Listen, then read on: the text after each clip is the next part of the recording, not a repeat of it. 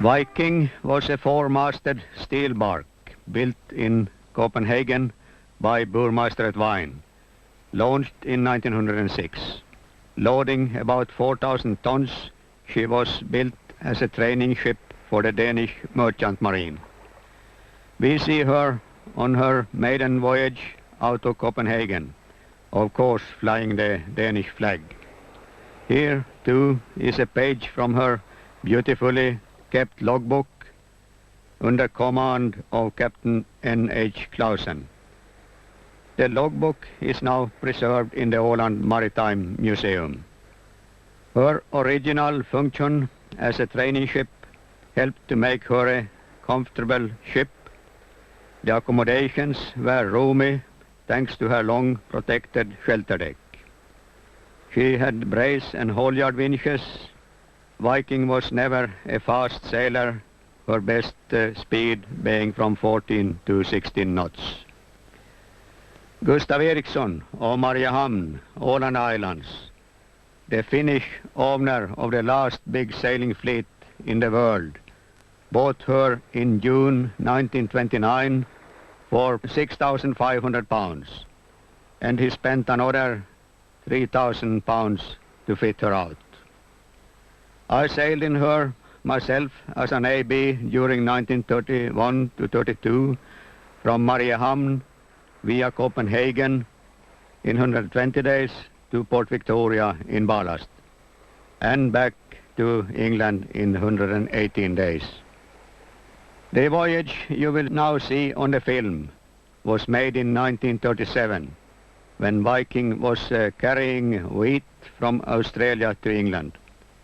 She had already sailed from Mariehamn via Copenhagen for docking in September 1936. She arrived at Port Victoria in January 1937, where she partly loaded her cargo of wheat, and then to Port Broughton, where she finished loading. It is there we first see her setting sails in the film. Her captain on this trip was Ivar Hägerstrand, who was born in Mariehamn in 1889 and sailed most of his life for ship owner Gustav Eriksson. The man who shot the film, you can see from the muster roll, was a U.S. Colonel of Marines who was signed on as an AB. He was 55 and joined the vessel at Port Victoria in Australia. There were some other male passengers on board, but no woman on the return journey.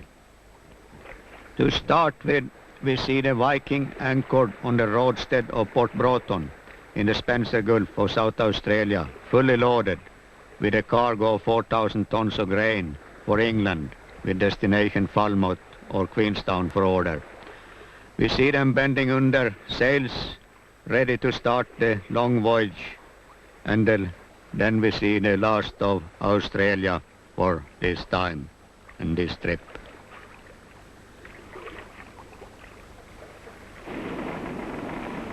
With fair and strong wind, they sailed eastward, south of New Zealand, doing at least 14-15 knots under full canvas in the roaring 40s. That means south of the 40th latitude, where it is mostly westerly strong winds to gales all the way over the Pacific to Cape Horn, known by sailors as the most dangerous and stormiest passage in the world for a sailing vessel.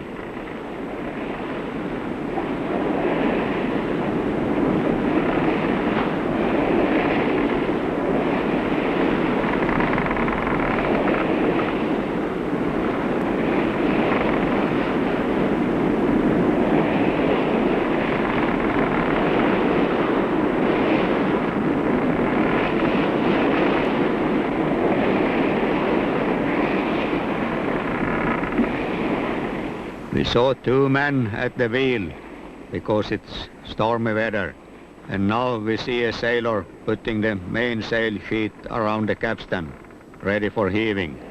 Other sailors are pulling at the buntlines to shorten sails. Before that, they apparently did some washing of working clothes, now flapping in the increasing wind. Here they are going around the capstan, heaving in the foresail sheet, probably at the same time singing a shanty. The pennant we see belonged to Marine Colonel Harold Wingram, who took the film, maybe his regimental or sail club pennant. Here comes the old man himself, Captain Hegerstrand, and the mate Alvar Sjöblund is preparing for depth sounding. We see them heaving up the sounding line, the mate by the line and captain coming to see the result. There can also be some fine days during that part of the voyage, and one day an old friend, an albatross, is coming to greet his friends and to sail around the vessel, very seldom moving the wings. The skipper is taking the sun with his sextant to enable him to work out the vessel's exact position. Now the stormy Cape Horn passage is over and the vessel is heading northward past the Falkland Islands. The steward now gets a chance for washing up and drying the clothes after the wet passage to Cape Horn. Before catching the southeast trade wind, it was time to shift the heavy and new storm sails into older trade wind sails. Enough for the lighter winds expected in the trade wind area. We see the sailors shifting sails, bearing them on deck and pulling them up by hand. The bigger and heavier sails had to be hoisted by help of the capstan. The sailmaker and his assistant is sitting on deck mending old sails. A steamer in sight, a big happening after they had not seen another human life for 2 months since leaving Australia. The Finnish flag is hoisted and the steamer, a real old coal burner, was greeted. Here again we see the sailors working on deck. They are preparing new sails and another is painting the lifeboat. And in the doldrums between the trade winds, the helmsman has time to play with his cat, probably given to him by a girlfriend in Australia. The sailmaker is making new sails and the sailor is scraping the teak works to make the ship nice. 2 of the boys found a breezy spot during the free watch. Big swell but no wind. Too warm even for the captain to sit in his deck chair. The carpenter or the donkeyman maybe are at work with something. Now the northeast trade wind is coming and the course is hard by the wind northwards. The sails are trimmed and the work in the rigging is going on.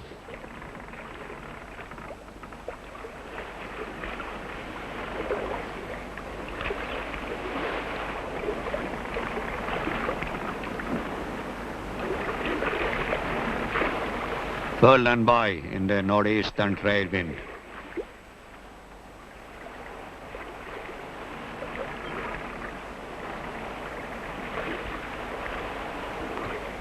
After the northeast trade, the sails are shifted again into storm sails to be strong enough for expected North Atlantic gales.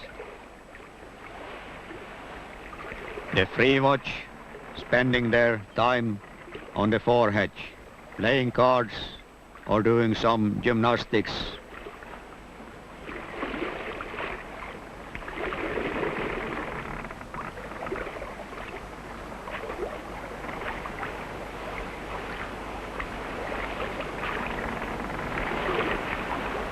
He is trying to do some lasso work, and the ship cat is dozing on deck in the warm sunshine. Sailing through the Sargasso Sea east of the West Indies, the boys are collecting sargasso grass to put into bottles to take home as souvenirs.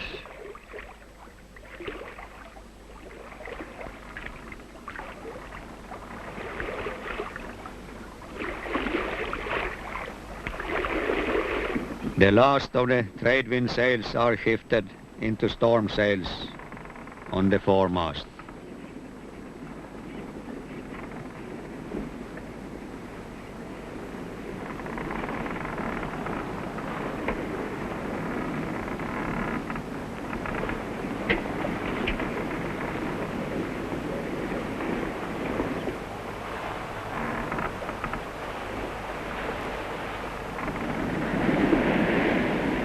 Sailing northeastward in a stormy North Atlantic, heading for Falmouth or Queenstown, doing good speed, 15 knots or more, happily homeward.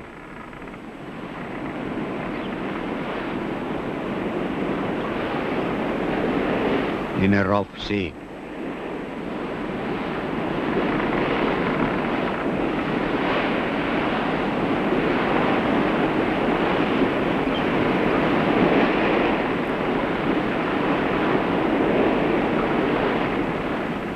The mate and the skipper is taking the sun to compare with each other for an exact position, expecting to see land soon.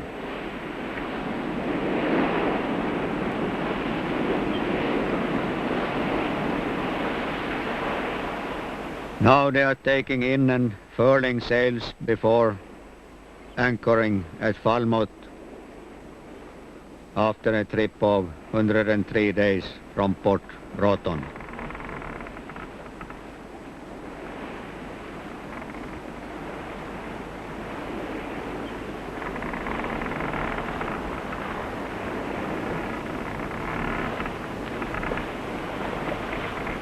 Before anchoring and before the pilot comes on board, one of the sailors is cleaning the deck, and one of the mates is happy that the voyage is nearly over.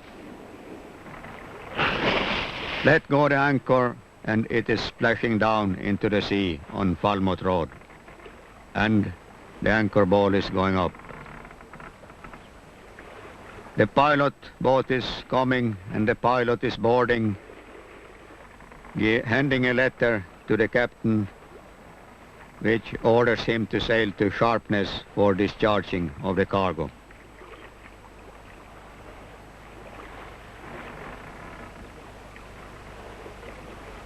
The trip continues on the sails, but far out in the sea they are met by the Sharpness tugboat, offering assistance into port.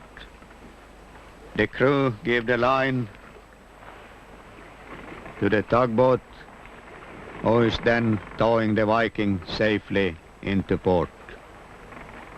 The sails are furled in a ship-fashion way to show that there are real sailors on board in one of the last windjammers, in case there should be some old-timers watching critically in Sharpness.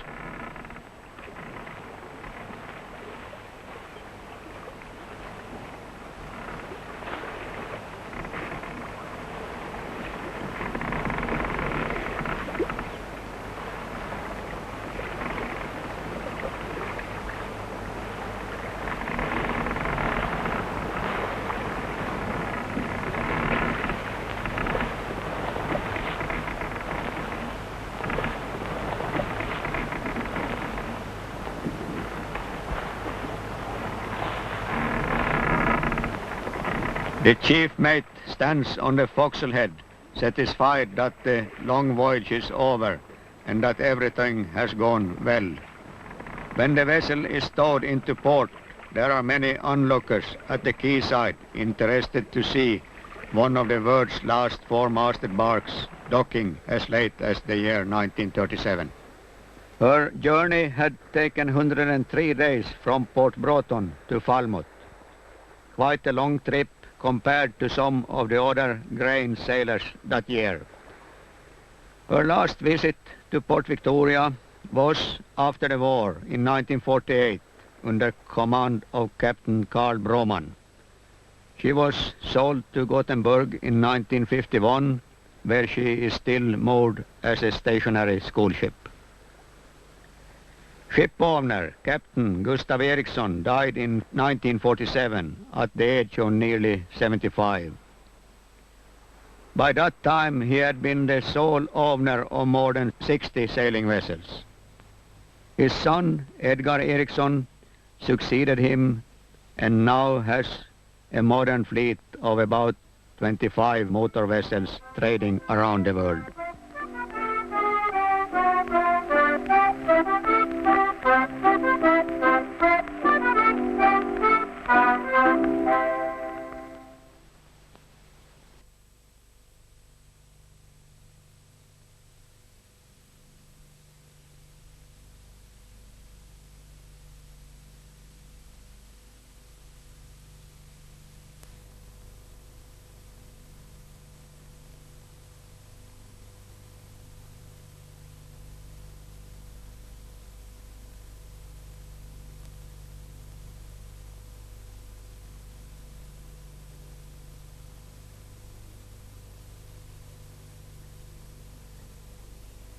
And it's a big Cape Horn ship, a steel vessel carrying 3,000 tons, with a crew of only 30 or less, fewer people doing more work more effectively, bigger ship carrying more goods more effectively, more cheaply, and yet, of course, already, even when this was developed, facing the ruin that came with the powered ship and put them all out of business.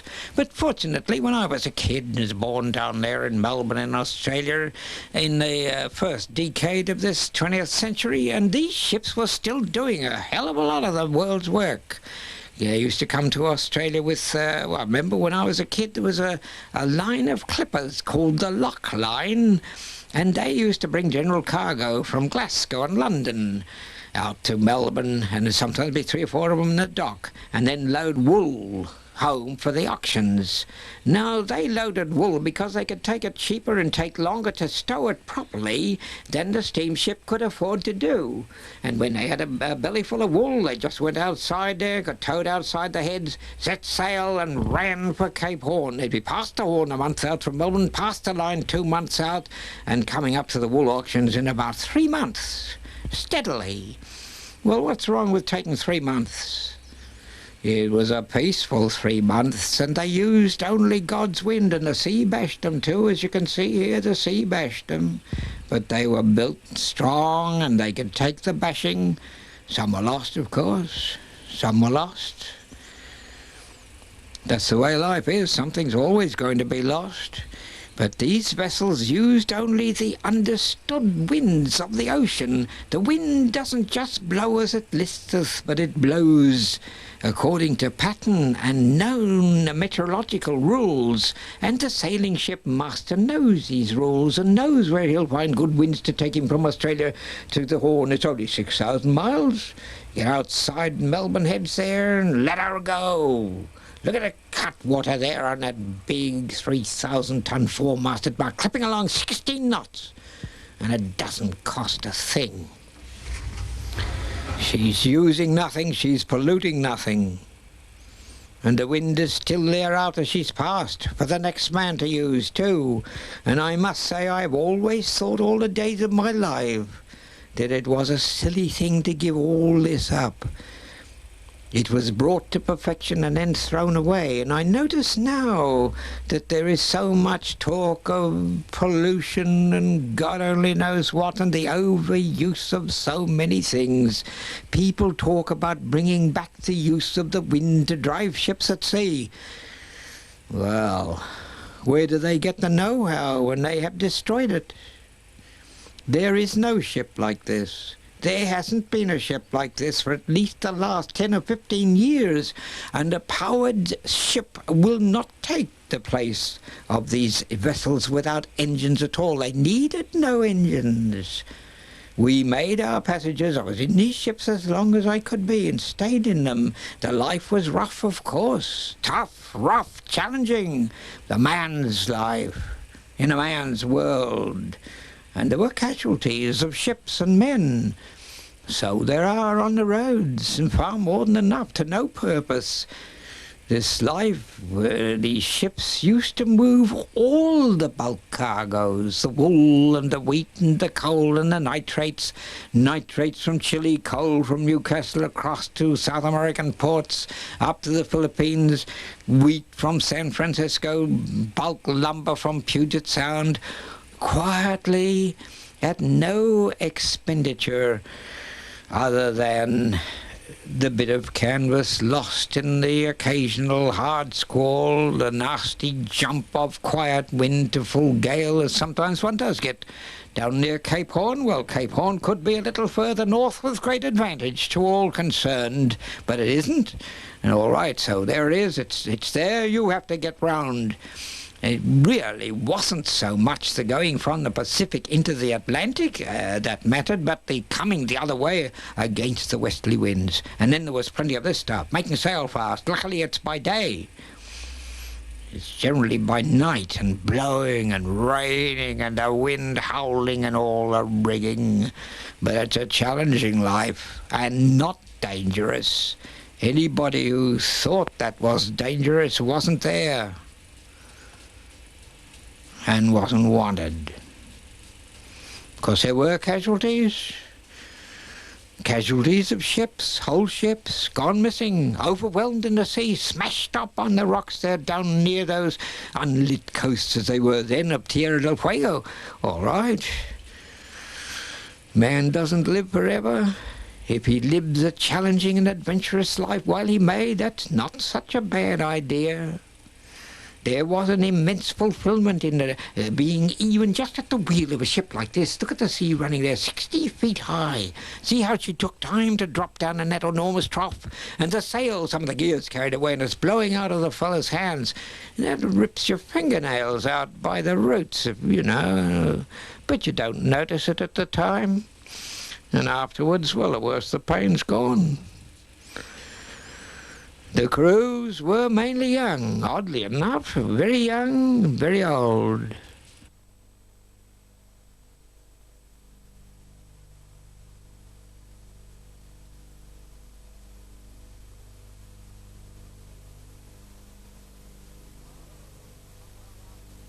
Well, a blown-out sail is a big loss. That sail cost about $2,000-3,000, but better for the sail to go than the rigging. The rigging costs more. This is these later day big sailing ships, these big Cape Horn ships, these 3,000 tonners, they were pretty well fixed up. There was a very ingenious old shipmaster named Jarvis, a Scotsman he was. He fetched up in Brooklyn, New York. He was sailing for the Anglo-American Oil Company out of the port of New York. And he put a lot of useful things, brace winches, halyard winches, operated by hand in these ships to save labour.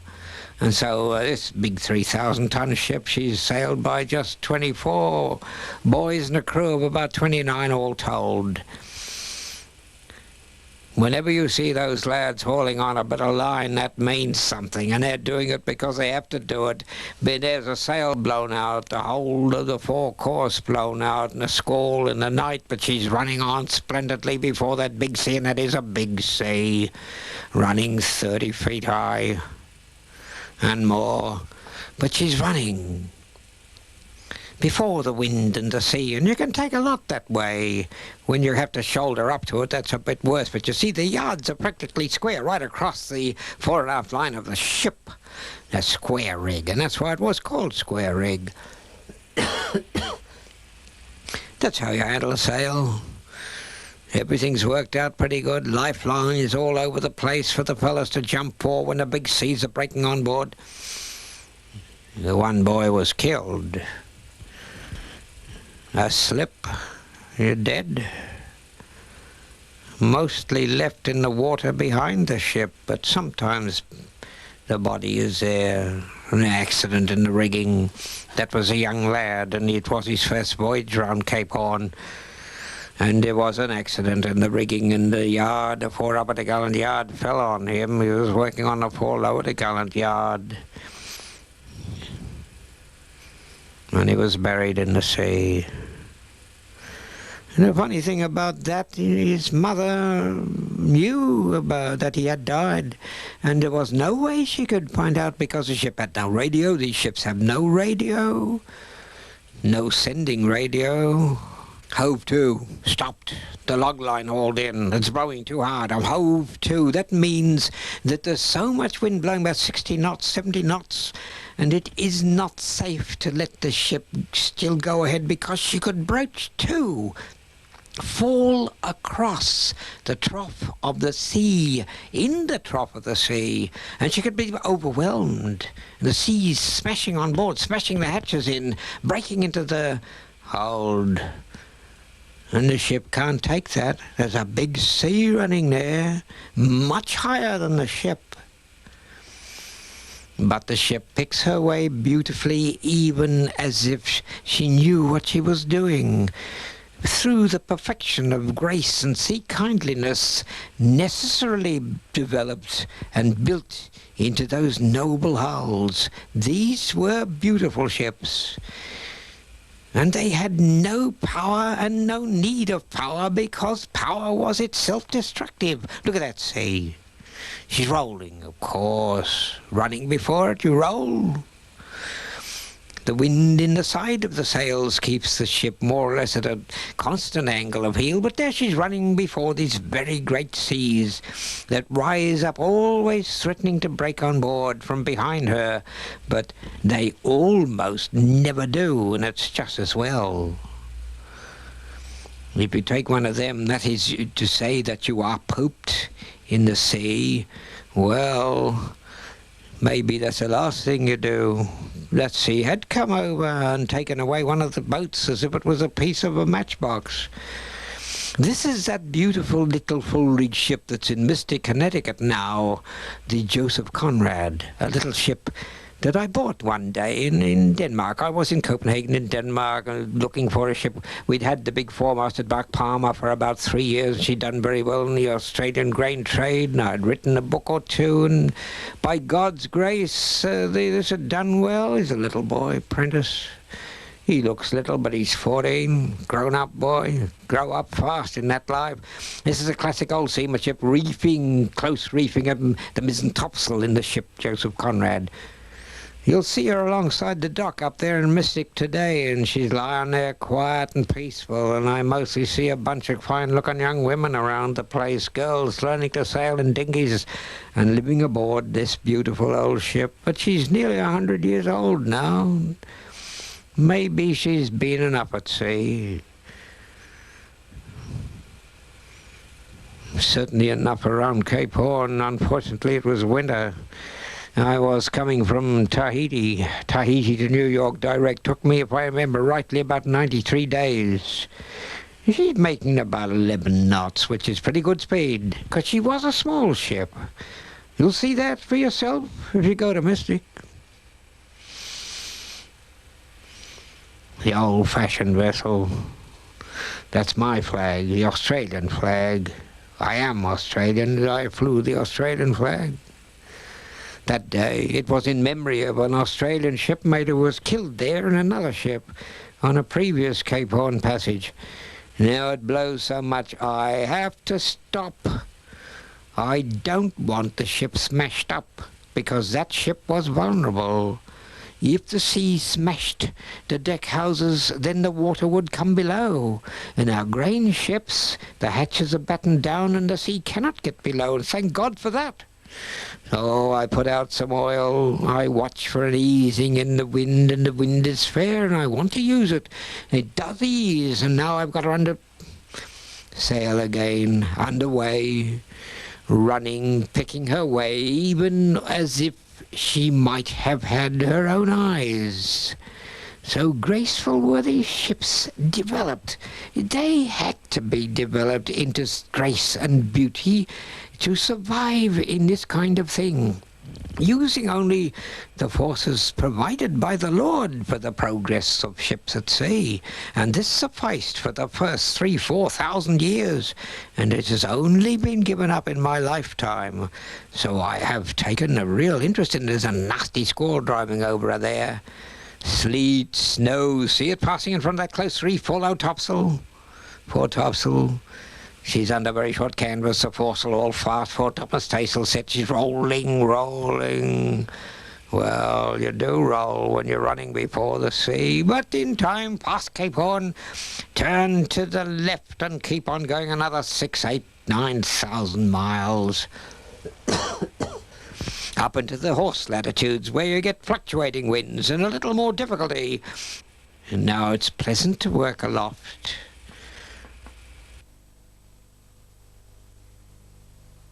And we can spare a moment or two, or an hour or so, to get outside the ship on a quiet day and get a few pictures. And the helmsman comes to the wheel without his shirt, and the young boy is fixing the rigging aloft, fixing the gear, always looking after it. Every day, always with a proper routine, changing the sails, sending down the hard weather sails that did the Cape Horn passage. This is the four-masted bark Palmer, ship we had before I bought the Joseph Conrad. This was the one that carried the 5,000 or 6,000 tons. Young boy from Manhasset, Long Island, young American apprentice in the Palmer. His life was completely international. That is, really international. Not just with different nationalities about the place, all work together, learn to work together, pull together. No, a great many things quietly together, impressed on them by the passage of this sort of ship. Well, that voyage is over now. We're coming into Falmouth Bay, 86 days out from Australia. That passage and all such passages, because there are no more such ships.